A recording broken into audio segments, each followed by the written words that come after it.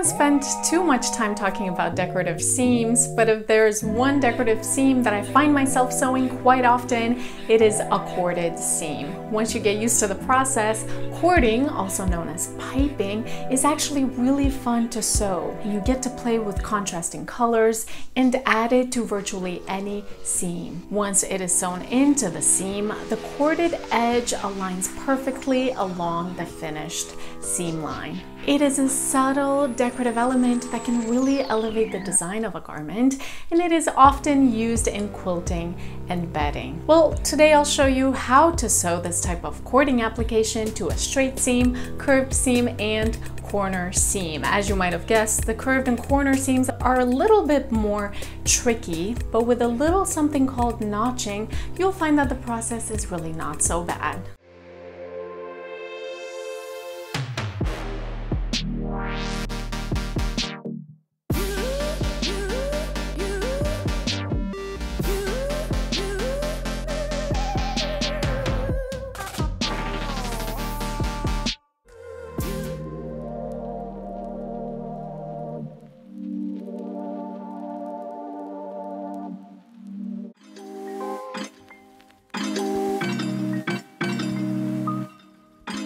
A corded seam is a purely decorative seam very often used in quilting and outerwear.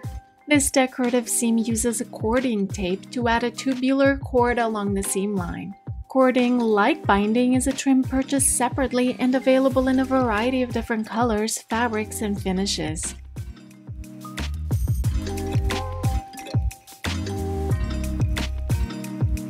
To sew a straight corded seam, first align the strip of cording along one of the seam edges such that the stitching on the corded tape aligns with the fabric seam line.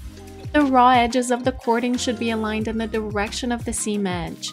The actual corded edge should align with the inside of the seam line and will be the only portion visible on the finished seam. Insert pins through the cording tape and fabric edge and apply a hand basting stitch through both layers for extra stability.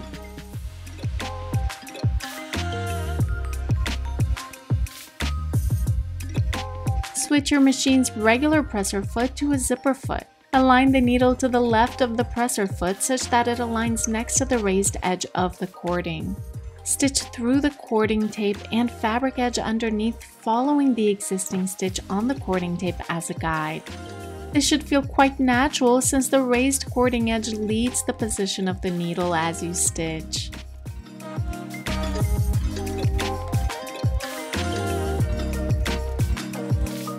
Remove the basting stitch using a seam ripper at this point. Next, align the other seam edge on top of the corded edge with face-side stitching and the cording sandwich in between the two layers. Insert a few pins perpendicular to keep all edges together. Position the machine needle right next to the cording such that the fabric edges align with your machine's seam allowance guides. Stitch to the left of the first stitch, being careful not to catch the actual cord underneath.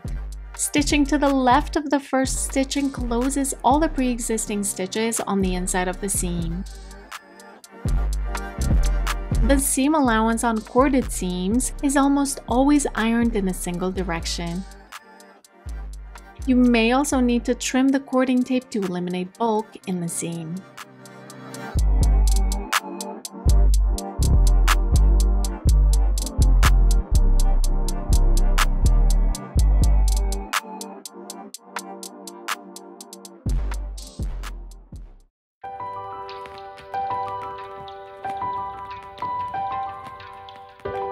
A very common cording application is along enclosed curved edges on quilting and home decorative projects.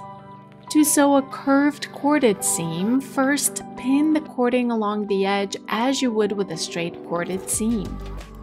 When arriving at the curved area, clip the cording tape up to the stitching but not through it.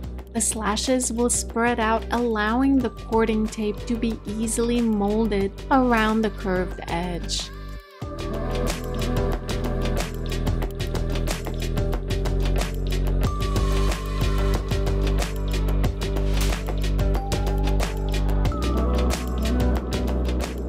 Hand baste and stitch the cording tape to this curved seam edge using a regular zipper foot.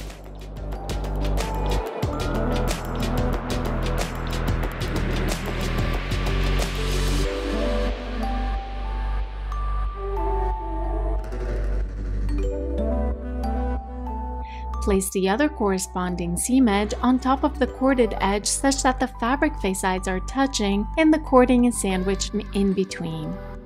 Insert pins and hand baste the curved seam in preparation for stitching.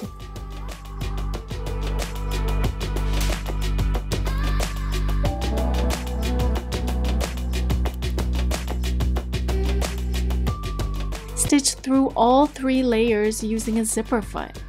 Be careful stitching around the most curved area. You will need to slow down or even walk the stitch in order to keep it smooth and even.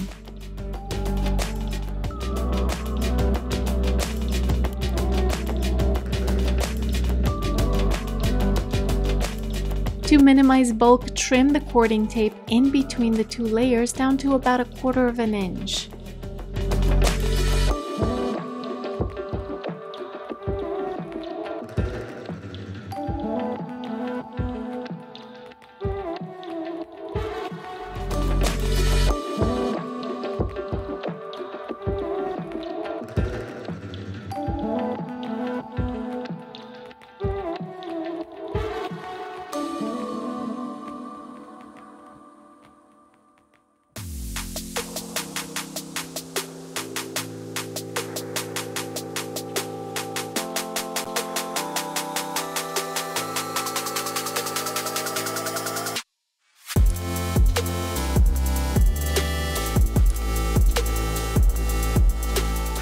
When sewing the corded corner, follow the same process described earlier. However, when you arrive at the corner, clip the cording tape just once right at the point where the cording aligns with the fabric corner. Pin and hand baste the cording tape to the corner seam edge.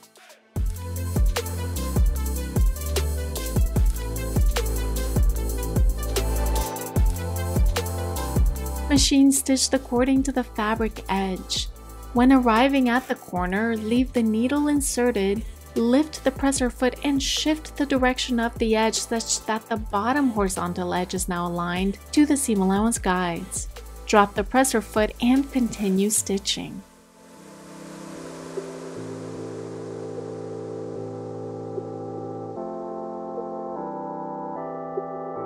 Align the other seam edge on top of the corded one such that the face sides are touching. Pin and hand baste all layers together prior to machine stitching. Again, carefully stitch right next to the cording following the existing stitch line as a guide.